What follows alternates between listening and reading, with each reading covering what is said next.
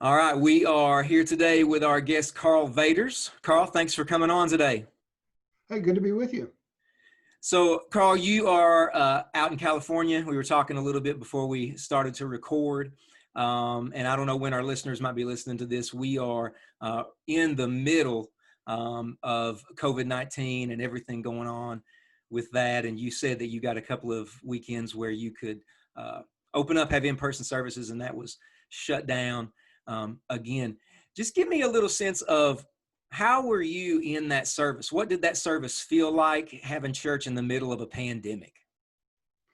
Oh, that's a great question. Yeah, I mean, I remember, let me go all the way back. When we first shut down, we had not been doing online services because we hadn't been able to do it well.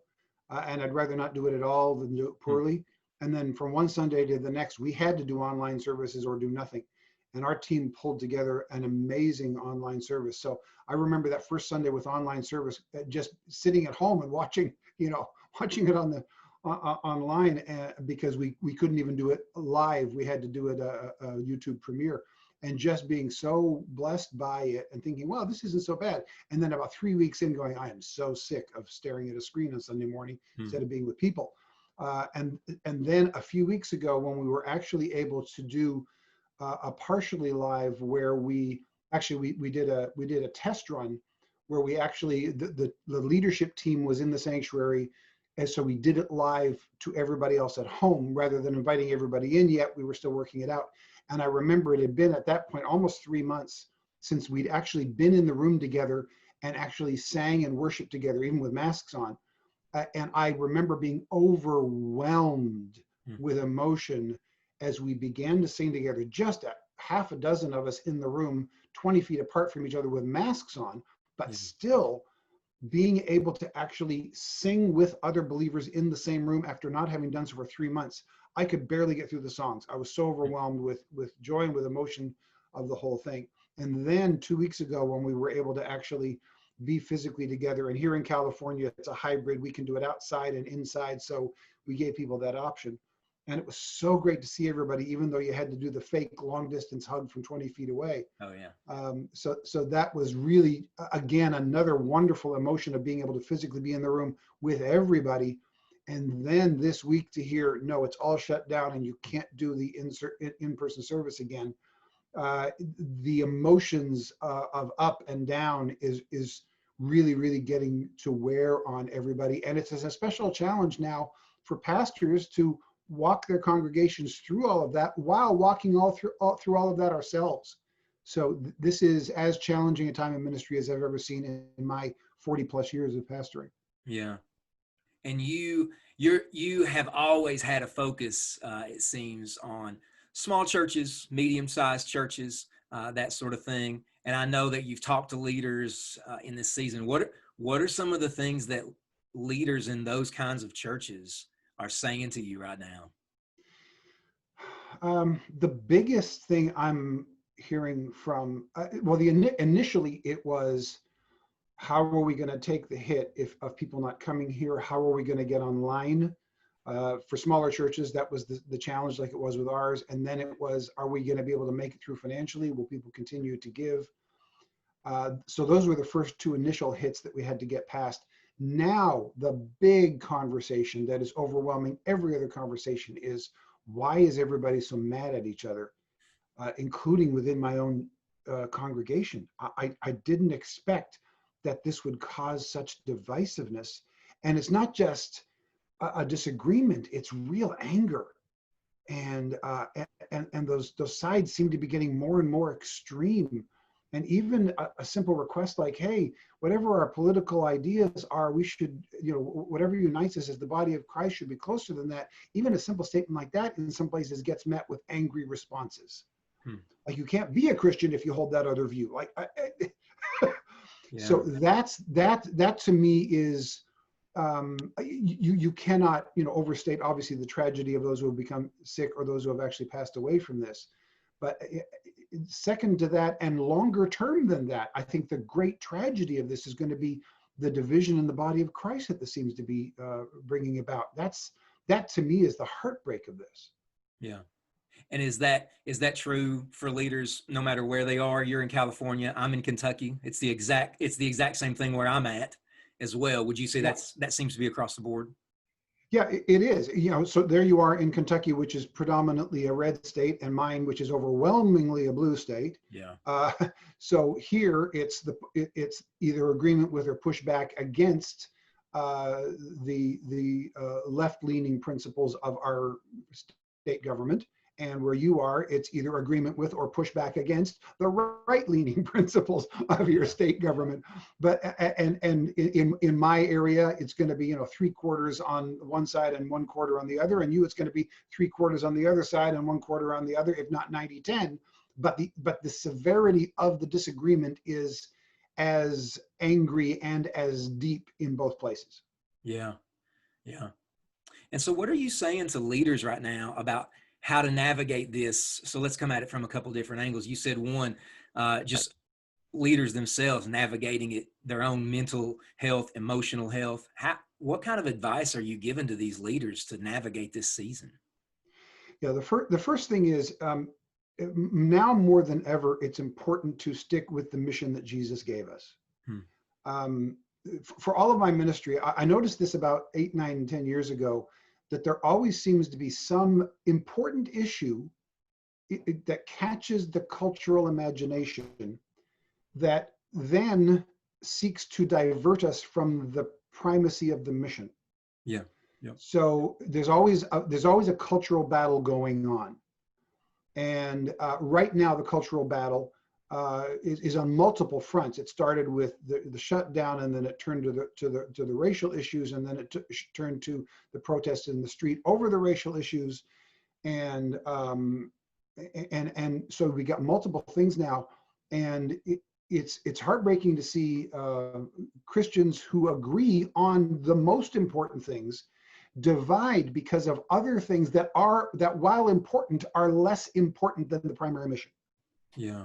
So my first advice to pastors is, now more than ever, do not allow the headlines of the day to divert you from the primary mission, which is the Great Commandment and the Great Commission.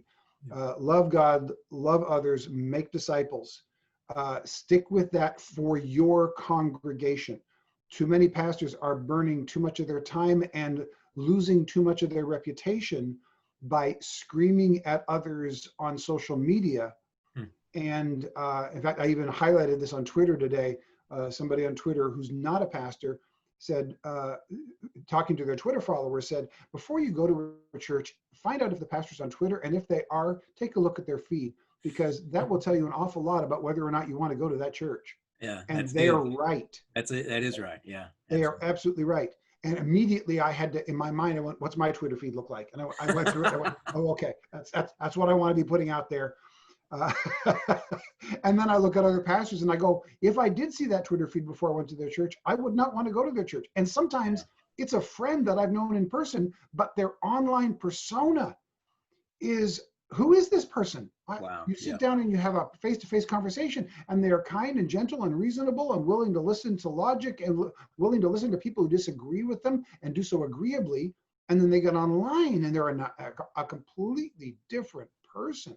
So we've really got to guard that as pastors, and then guard our church into a place of unity on the essentials, even if we have some disagreement on other things that are important but are non-essential. Yeah. Yeah. And so keeping with the main thing, the Great Commandment, Great Commission, is there anything else that you'd say to pastors that this could help keep you in the long game of ministry? I mean, nobody knows how long COVID's going to last, and then even on the other side of it, what that could look like. Is there anything else you'd add? Yeah, I've had a lot of conversations with pastors, especially small church pastors, in the last 3, almost 4 months now over this. And I started noticing a pattern early on, and it has, with a couple minor tweaks, it has stayed the same. There are 3 key areas that I've seen that if churches aren't doing this, these are the churches that have either lost their congregation or have really found struggle, or even are seeing a split. And on the other side, the ones that are doing this well are not just surviving, but thriving and being a real blessing in their community. So let me walk you through the three because they're big. Yeah, it'd be great. And they're not in order of importance. They're just in the order that I'm going to say them off the top of my head. First one is having resources in reserve, starting with finances, but also other things. It's been 15 years ago that I realized we as a church, even though we were getting healthier, we're still living week to week financially. And I decided then that I was going to put into the budget a small amount of money every month that we were going to put into a reserve account until we got to the point where we had 3 months of budget sitting in cash reserves. Okay. It took me a decade to do so. Wow. Okay. A decade. There were times when we were just about there and then a water heater broke, so we had to dip into it, and then something else happened. But even before we got it, what I realized was when the water heater broke or when the roof started leaking, we were then able to dip into the partial reserve rather than have it in addition to offerings, but never having to wonder, are we going to have to take out a loan? Because between the offerings and the reserve, we were always able to meet it. And so we went into this with 3 months of reserve in the bank. So there wasn't the panic in our congregation that there were in other congregations. I know of some congregations that went under within 2 weeks after shutting down because they were so week to week being so overloaded with mortgage and other debt that they couldn't survive 2 weeks without full offerings. That's how week to week some churches are. And we didn't have that. Has it been a challenge? Yeah. Has it been a slightly lower offering than usual? Yeah. But we've been able to move ahead on mission rather than worrying about finances because we had put that money away. And putting money away is not lack of faith, it's good stewardship. So, right? Yeah. So, and it is proven to be so during this. So that's the first one, having resources set aside. Secondly, team-based leadership. Again, about a decade or so ago, I realized I, as the pastor, was taking too much on. I actually started using the phrase, I'm tired of the Karl Vaters show. Yeah. Right? Yeah. Because that it had turned into that inadvertently. I had said, well, I can preach better than they can, so I'll just preach. I know what's doing that. Let me just do it for you. And it was like, no, I've got to train people to do this, even if for a while they don't do it all that well, so that I'm building a team around me. And so now that this has happened, what I've noticed is churches that are still entirely pastor-based, where every single thing has to flow through the pastor or even be done by the pastor, they are having a harder time in this because those pastors have already been running at 90 to 100%, and now they're being asked to run at 110 to 120%, and they can't do it. Right? So if you don't have team-based leadership, there's too much on the pastor. Secondly, during this season, even people who haven't volunteered before are beginning to step up and say, how can I help? Because the need is so great and so obvious right now. And churches with team-based leadership have a team to put these volunteers on. Churches without team-based leadership that are all run by the pastor, I've had pastors tell me, I got people volunteering and I don't know where to put them.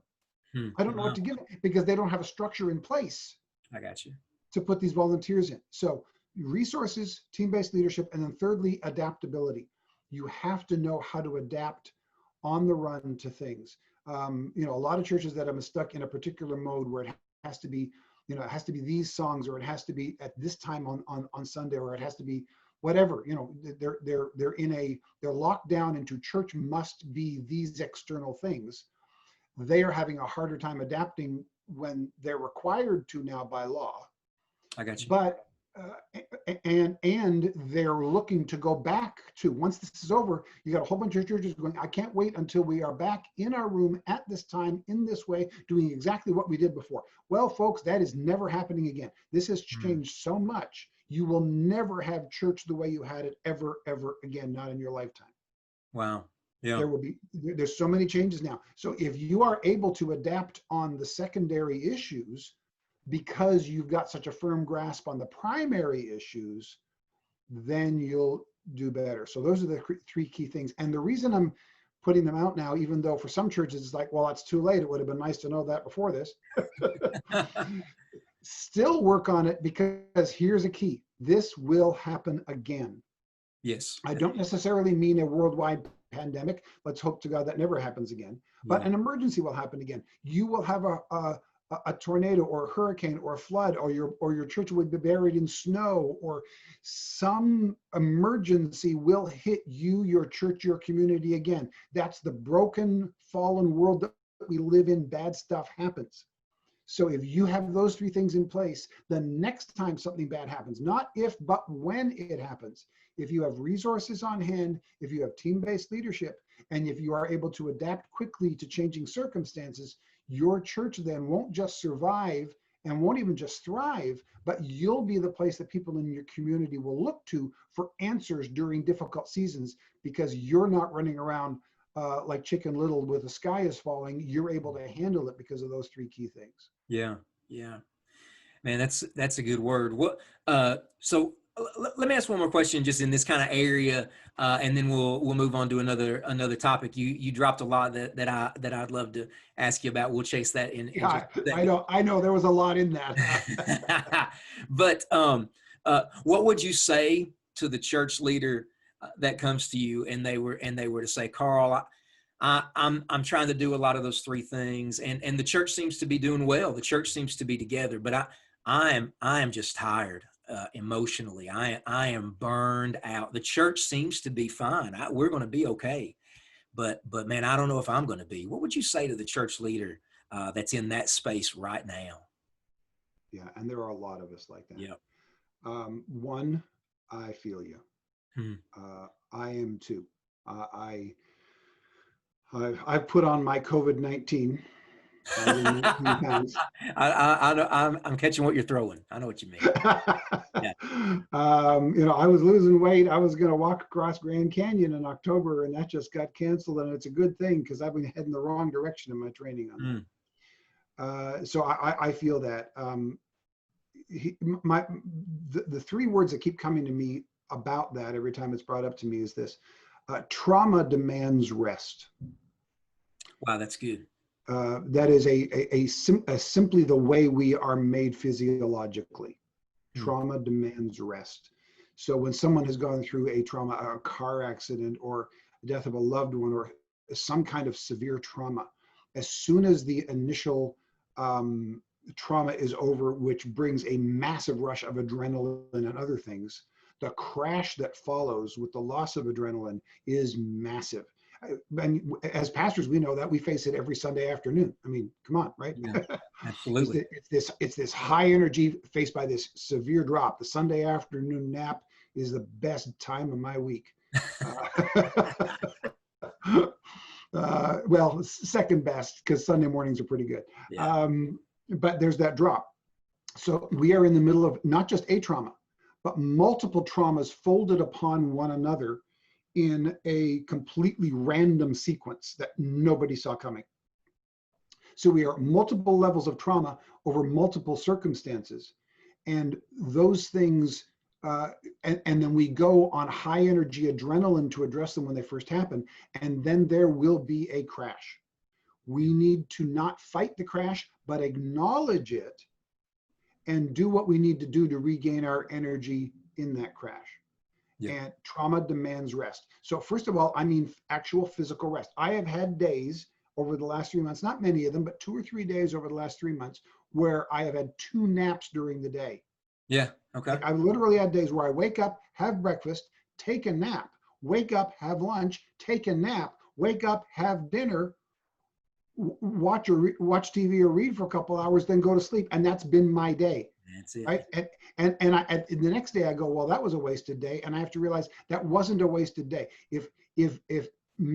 For me as a high energy achiever, yeah, if my body is capable of doing that on a day, then it's because it required it to do that on a day. Now, obviously, if you're bivocational or whatever, there's a lot of us who can't do that. I understand that.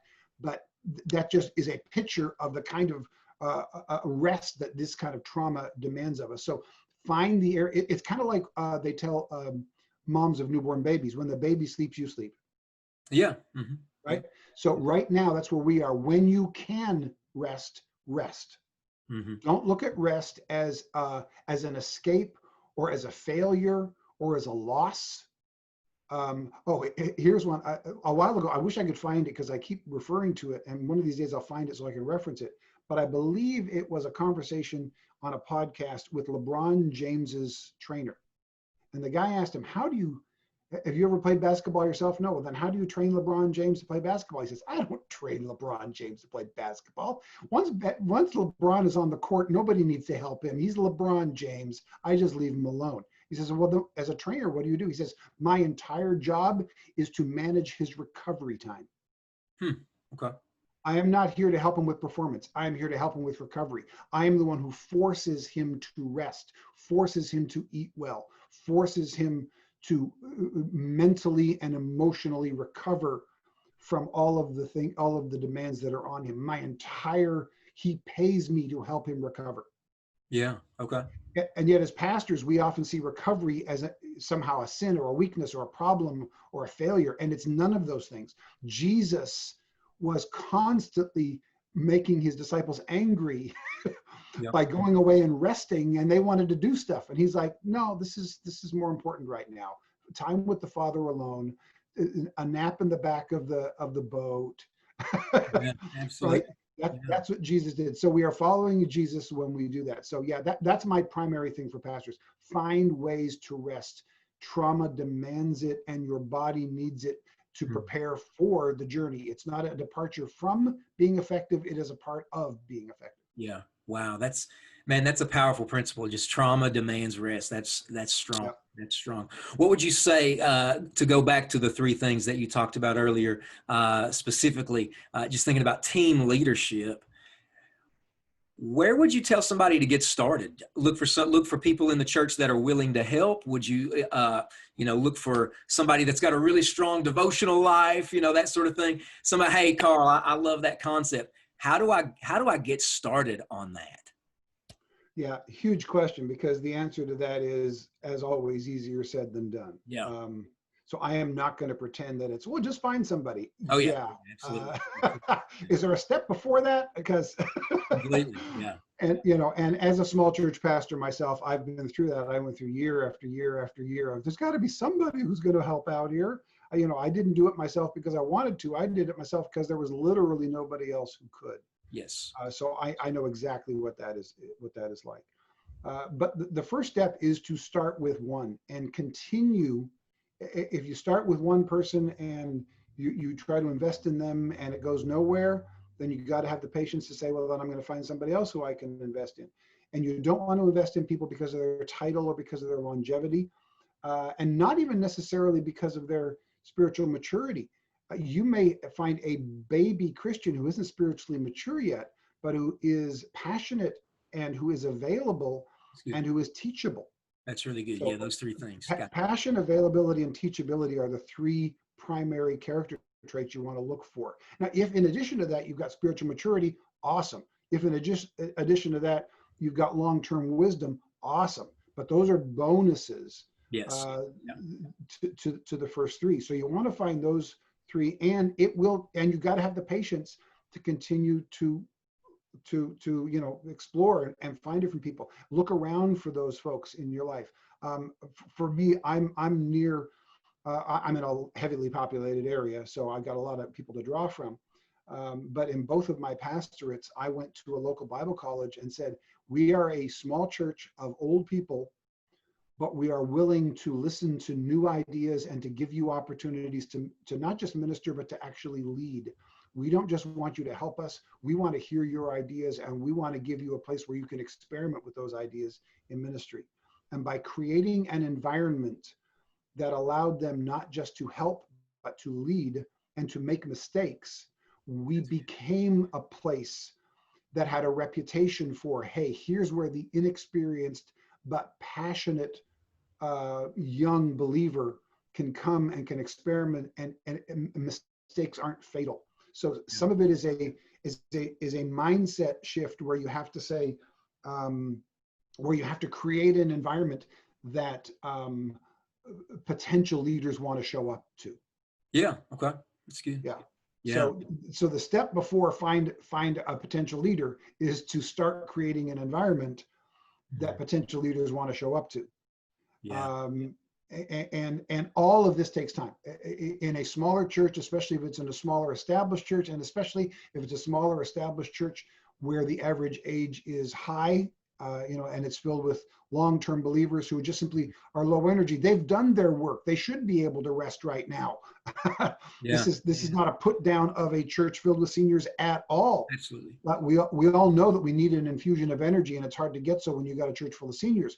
I've had 2 churches in my ministry that I came to that were only seniors and that I had to infuse with energy of youth. And let me tell you, first of all, it does not happen quickly, it does not happen overnight, and it does not happen without a significant amount of pain.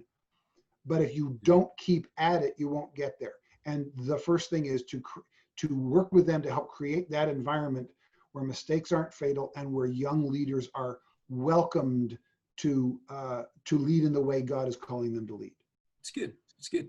You said investing in them. So is investing in them, does that, look like texting them, you're checking on them over and over? Maybe are you doing any kind of devotional, you're with their spiritual growth? What does that investing in them look like, maybe in an example in your past? Yeah, well, let me give you the best example I've got. When I first came to this church, I've been here almost 28 years now. Okay. When I came, they'd been through 5 pastors in 10 years.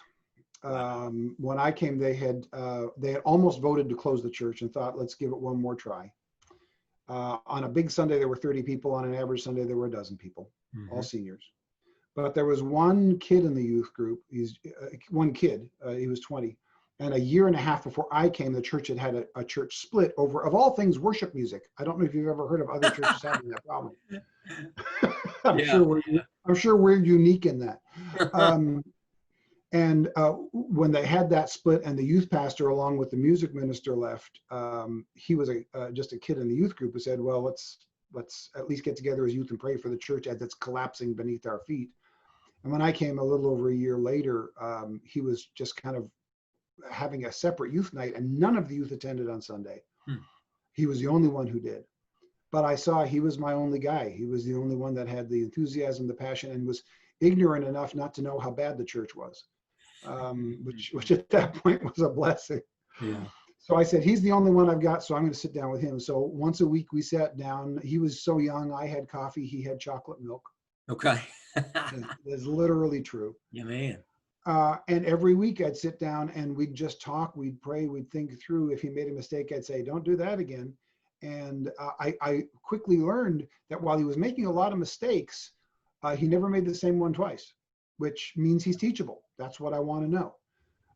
And I continued to invest in him and continued to invest in him.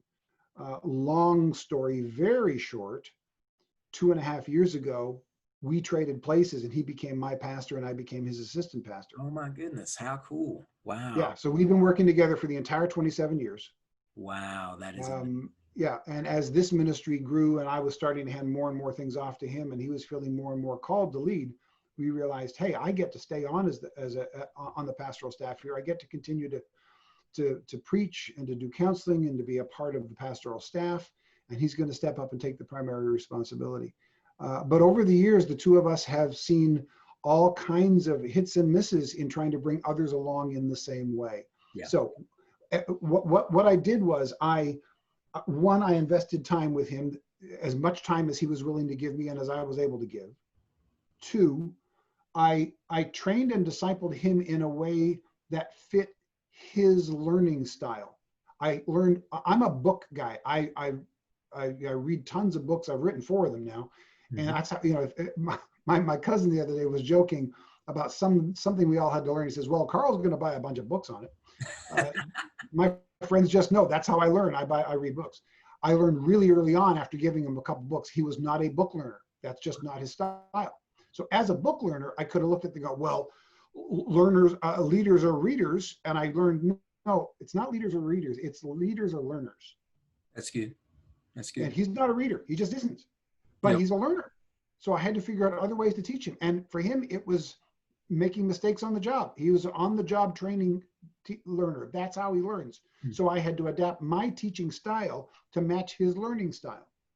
And one of the wonderful advantages of a small church is that we can do that in a more personalized way. Once the crowd gets bigger, then you have to pull in a curriculum and you have to bring everybody in under a common teaching and learning style because of the size of the group.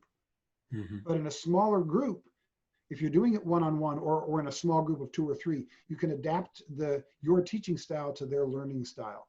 So it has to be, so it has to do that. And thirdly, it has to be relational. That's what mentoring is all about. Too often we think we're discipling people, but we're really just getting them done with classes. Yes. Yeah. And the key difference between classes and mentoring is relationship. So if you are not developing and growing a relationship with the person that you're discipling, then you are not mentoring them, you're not discipling them, you're just teaching them. And teaching has value, but let's not call it something that it's not. Yeah. So those would be my key things for how to start thinking through where would I go with somebody with it. That's good. Yeah. You know, one of the things that you said earlier is that church is never going to be the same. On the other side of this, here we are right now with everything happening. Karl, do you think that right now might actually be an opportunity for the church to move forward in a stronger way, in a better way? Do you think that's true? And if so, what do you think are some of the opportunities that we have in front of us right now? Yeah, I think unquestionably so.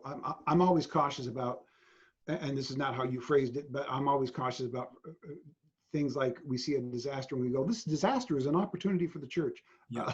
I know that's not how you're phrasing it, but yeah. I always want to qualify any statement in regard to it with this, like we're somehow trying to come in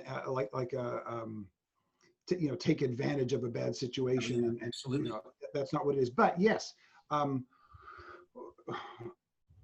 we for at least a generation now, almost all of the primary teaching that has come from church leadership circles has been about how to bring a necessary change to static and dying churches. That has been almost 100% of the teaching, and it's been because we have been for a couple generations now, especially in North America, in the most stable time and most stable place in human history. I mean, you can look back and see problems. I mean, massive things like 9/11 and so on, but and these were huge disasters. But nevertheless, there was an undergirding unity and prosperity beneath it that has given us a sense of stability that is really unprecedented in human history. It's hard for us to recognize it when we're in the middle of it. But if you compare it to any other place or any other time in history, the prosperity and the stability that we have experienced for most of my lifetime has been unprecedented in human history. Yeah. So we have to build on that. And a quarantine brain just hit me. I started that and I can't remember what question I'm answering now. Oh, you're fine. You're fine. Where am I heading with this? Yeah. We were just talking about picking up on earlier when you said that church just will not be the same. You know, what do you think the future of the small, medium church might be, you know, and what can we learn right now? That sort of thing. So we've had this generation of trying to convince churches that refuse to change that they need to change in order to stay alive. That's where that was going. Okay. Now, if right now they cannot understand that we need to change and adapt, then they never will. Absolutely. So this has made the necessity of methodological changes as obvious as it will ever be in our lifetime. So we need to look at that as pastors and go, okay, we are not just going to adapt for the short term. We are going to leverage the short-term adaptation into long-term necessary innovative changes. Okay. One of the primary ways from most of the churches that I work with is this, and I'm writing a blog post on it, probably come up next week or the week after, sometime soon.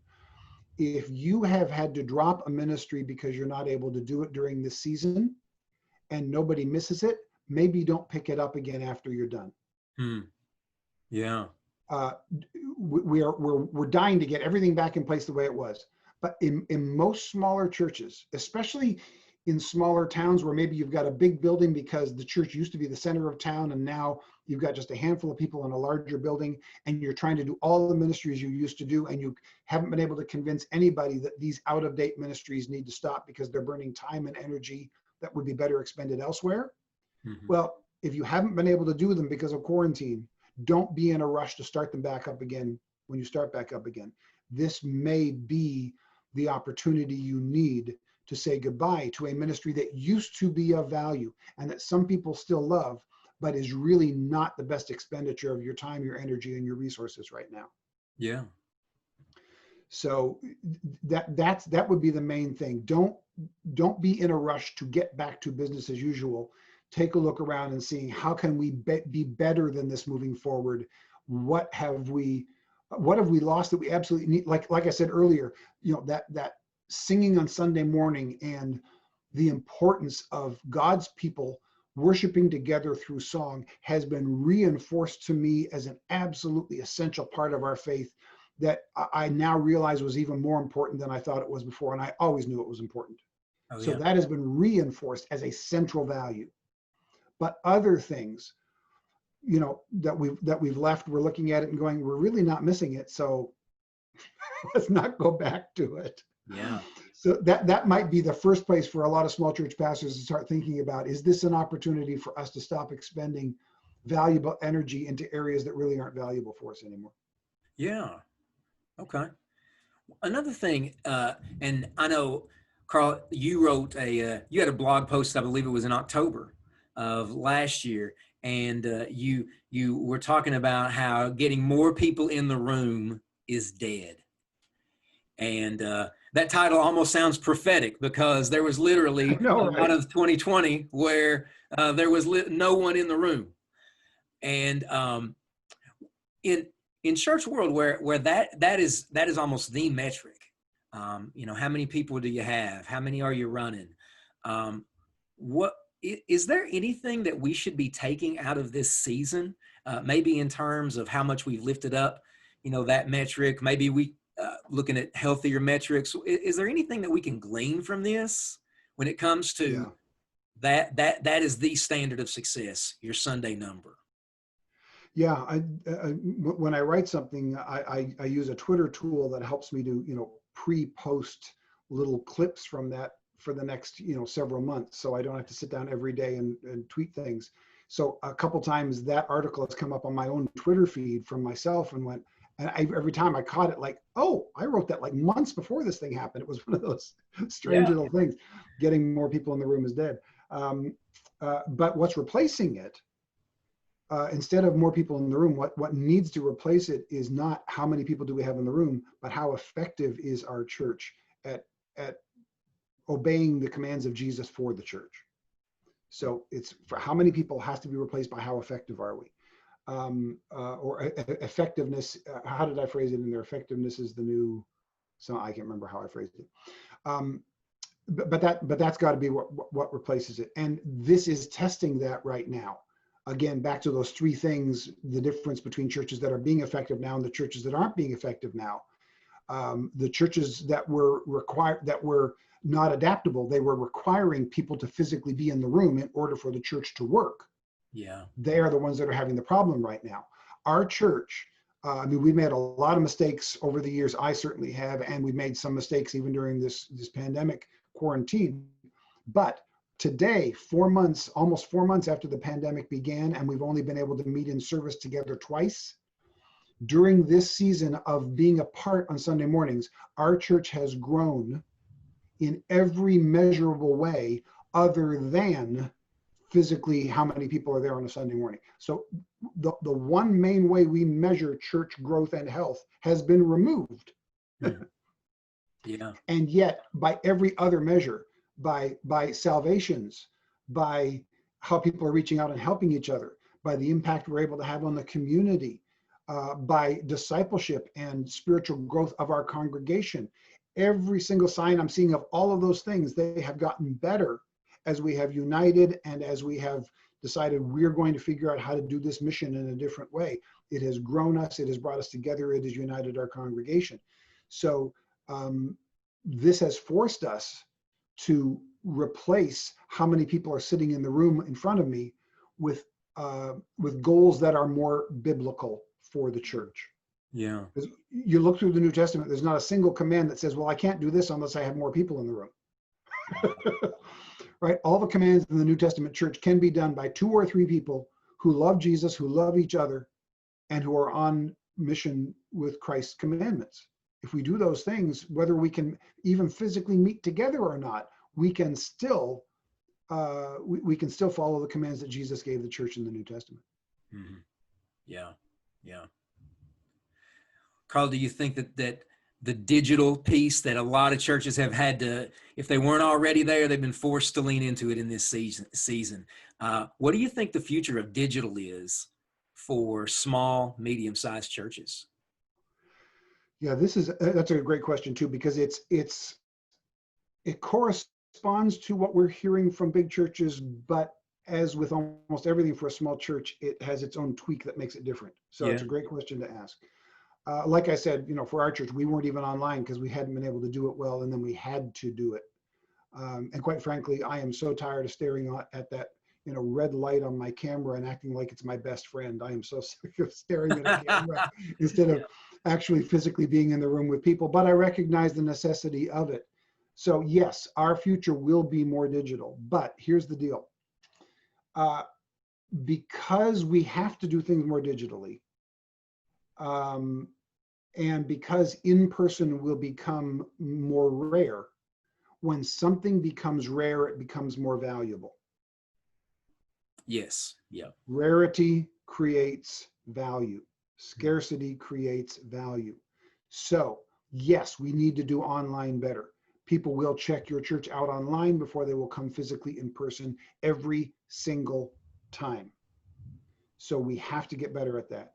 But what that also means is that the in-person experience, when we're able to get back and do it again, will have an even greater value than it had before, because we have learned the precious value of it during this. And even as we get better and do more things electronically, the physical in-person experience will have a greater value for people, especially in the areas of spiritual and emotional health that the church is supposed to be leaning into. We need the in-person experience if we're capable of doing it. And for the rest of our lifetimes, there will be a lot of people, and not just the seniors who aren't physically able to make it, but there will be a lot of people who are at risk, who are in certain at-risk categories, that simply are not going to go into a large or even semi-large room with a lot of people ever again. There will be a significant number of people that will never go into a church again, simply because of fear or because of their level of risk. And we need to minister to them online and consider their online experience to be as important as the in-person experience for them, because they can't be there in person. But we need then also to realize that the in-person experience, therefore, for those who can be there and for those who want to be there, that we need to make that as good as we possibly can. The scarcity of it, the rarity of it, will make it even that much more valuable. Yeah, that's good. Yeah. Good. Karl, I know you're busy. I've just got one more question for you, and we'll wrap it up. One of the things that you referenced earlier is just the division that it doesn't just seem to be in our country, it's in our churches. And with so many questions about the future of the church, Karl, what is it about the church and looking forward right now that encourages you moving forward? I have never been more optimistic about the future of the church than I am right now. More optimistic now than I was 4 months ago, than I was a year ago, than I was a decade ago. Because the gospel of Jesus is the only answer. And the bigger the problems get, the more obvious that answer becomes. Yeah.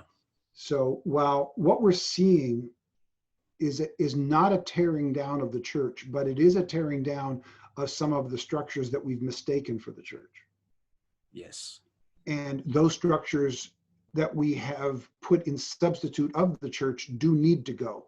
And if that's been forced onto us because of a pandemic or because of government regulations, whatever tears away at the unessentials, I thank God for it, whatever the source of that tearing away is. Yeah. Wow. But they will never be able to tear away the mission of the church. They will never be able to reduce my passionate love of the Christ who redeemed me. Yeah. Whenever I'm in trauma, whenever I'm in these situations, I remind myself, Do not be like the Ephesian church at the beginning of Revelation that lost their first love. Dear Jesus, help me to fall in love with you over and over and over again. Yeah. That is what sustains me. That is what will sustain our churches. And that is the only message we have to a hurting world that is better than what they already have themselves. Yeah. If we don't offer them that, anything else we offer them, they can already find somewhere else. Yeah. But they cannot find a group of people who are passionately in love with Jesus and therefore love and care for each other and therefore are passionate about ministering to the hurts of their community. When it flows out of that first love to Christ and Christ alone, only then does the church have something better than the world. So we have to cling closer to that than we ever have. Wow. Yeah. Well, that's a great place to end it right there. What, man, what a reminder. That's good. That's right. Yeah. Well, Karl, if there's a better message than that, I haven't found one. That's right. That's right. Hey, Karl, thanks so much for taking time out to be on here today.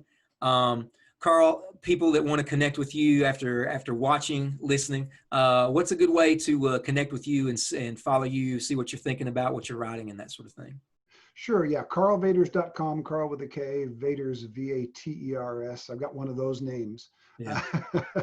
The nice thing about having that name is I don't have to do Karl Vaters 79843 on my email. So KarlVaters.com, Karl Vaters at Twitter, Karl Vaters on Facebook, Karl Vaters at Instagram, Karl Vaters on LinkedIn, Karl Vaters, you name it. If you can find Karl Vaters spelled right, it'll be me. That's awesome. The best way to get a hold of me. Yeah. Yeah. Well, Karl, thanks again so much for joining us today, man. God bless you. You got it. Thanks.